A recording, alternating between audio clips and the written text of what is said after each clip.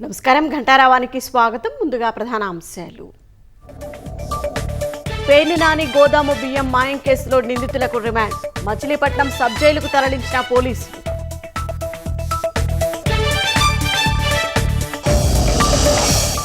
రాష్ట్ర వ్యాప్తంగా ఒకరోజు ముందే మొదలైన పింఛన్ల పంపిణీ. పల్నాడు జిల్లా యలమందలో లబ్ధిదారులతో మాట్లాడనున్న సీఎం.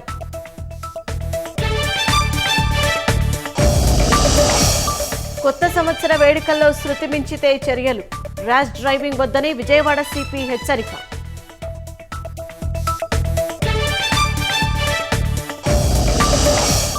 గుంతలమయంగా కడప తిరుపతి జాతీయ రహదారి. రోడ్డు ప్రమాదాలతో ఏడాదిలో 90 మంది దుర్మరణం.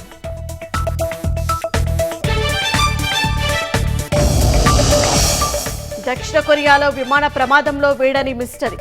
కాంక్రీట్ గోడే ప్రాణాలు తీసిందంటూ కొత్త వాదన.